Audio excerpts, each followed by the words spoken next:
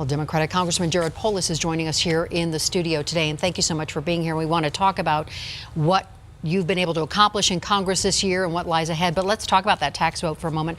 I know you have been very outspoken about its impact on the national debt. So what do you think this means for Colorado?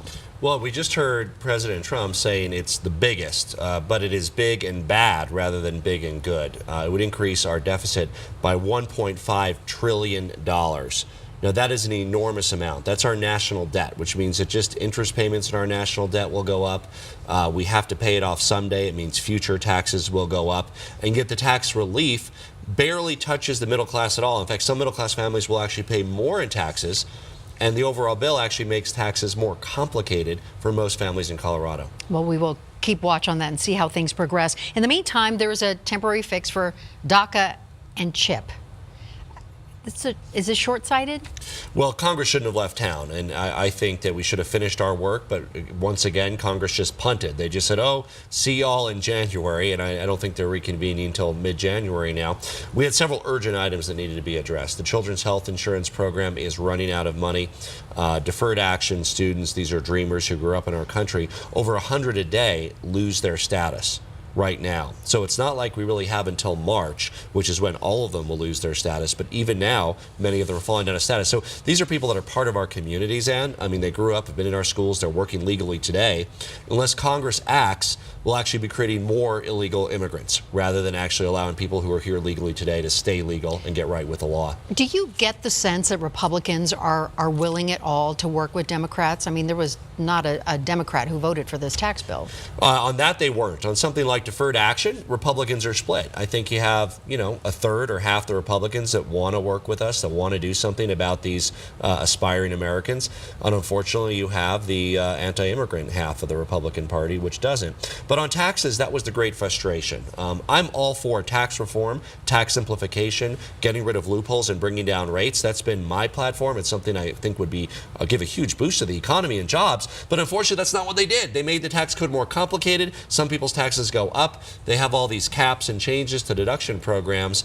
And not only will it not give us the economic growth that some of the proponents are touting, but it's going to increase our deficit by over $1.5 trillion, which hurts economic growth. I know the president has said infrastructure will be his priority in 2018. What would you like to see accomplished when it comes to infrastructure? I think there's a great opportunity for bipartisan cooperation around infrastructure. I certainly believe that we need to upgrade our roads, our bridges here in Colorado and across the country. We've fallen behind.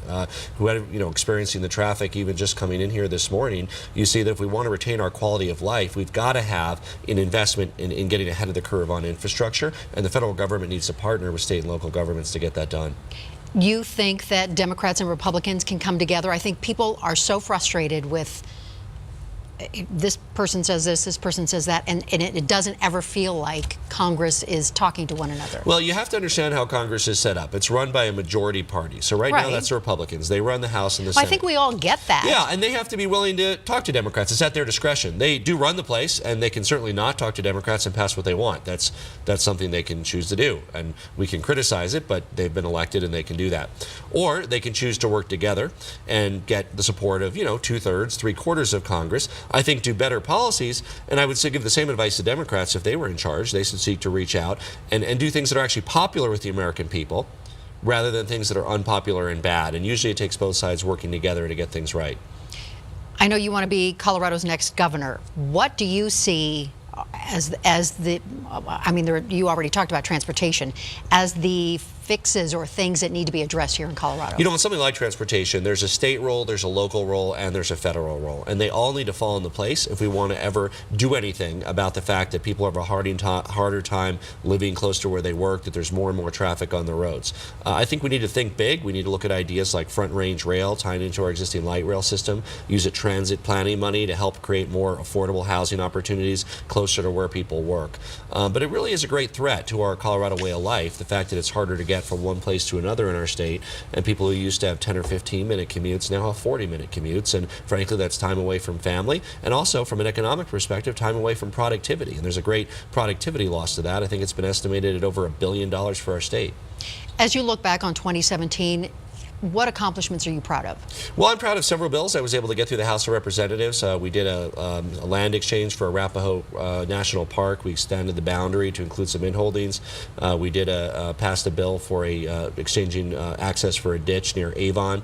Was able to pass the Email Privacy Act. I got an amendment included in the Higher Education Authorization Act in committee. So we've been able to work in a bipartisan way. I'm part of a group called No Labels Problem Solvers. It's a bipartisan group with Congressman Coffin, many others from both sides of the aisle. We're now working on trying to find a way to provide the Dreamers a way to be able to have legal status here and eventually earn citizenship.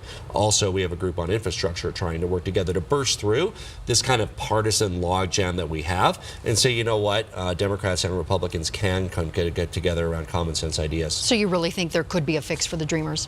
I'm optimistic, and when I look in the face of so many of the Dreamers that I know, and I know that you know that live in our community, I know that we have to keep working and find a way to do that because there is no other alternative, as you know, Ann. They've been in this country in many cases since they were 2 or 3. Many of them don't even speak another language, have never been to another country in their life. The concept is absurd that they would be sent to a country where they know nobody and have no way of supporting themselves. And very quickly, a fix for CHIP, do you think that will happen? I hope so. Again, I would say cautiously optimistic, although with this Congress, it's getting hard to predict anything with the great dysfunction in Washington. But I can't imagine that there would be a Congress that would be so cold-hearted that they would turn away sick kids from access to health care. Well, we will be watching, as we've said. Representative Jared Polis, thank you so much for being here. Thank you, Ann. Appreciate it.